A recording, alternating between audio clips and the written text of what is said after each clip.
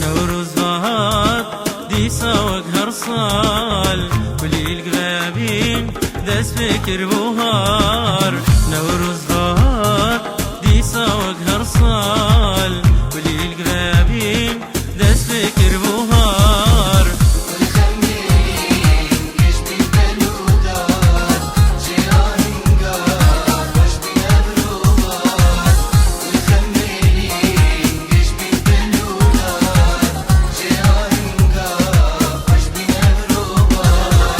از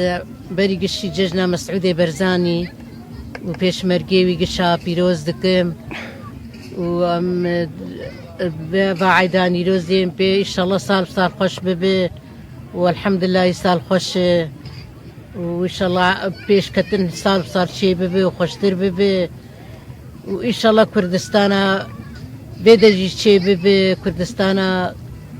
آبرجی ایشالله چی ببه و ایشالله خود تعالی سال كردا پیش خینه و خود تعالی ان شاء الله كردا حما بكيك نوروز جشنامه روزنامه کردایه نوروز جشنامه روزنامه کاوایه کردستان هر ولات کردستان هر ولات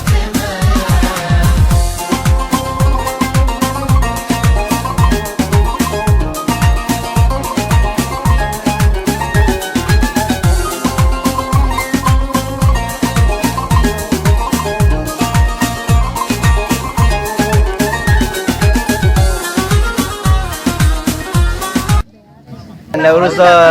2016 کاک مسعود برزانی پیروز دکم سروکی توای کردا و از گل کردستان های کردا همه پیروز دکم و ال پیشمرگی سنگرا ایوگا به بروانیا کرداد که و بروانیا توای جهان دکه و از برین اثر سرخیش بریندارت خوازم و از جشن دایی که شهید دیسا پیروز دکم و از وی جشن 2016 کسو کار میج در ویوالات پیروز دکم خود نوروز ای سال برا دبینی و دنیا خوش علی خوده کیف او کیف زیدنین علی هلدن دام خملم چیا واگر گشکم خورد کنی هیویا علی هلدن دام خملم چیا واگر گشکم خورد کنی هیویا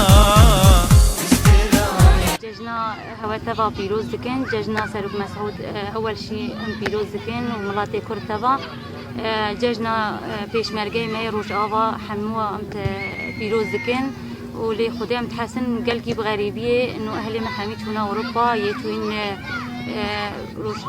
یتوین کردستانی امت حسن غریبیه امن هو درکنه چولی و خودی وكبري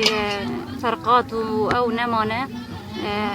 تحسن يعني نوروز ما قال كي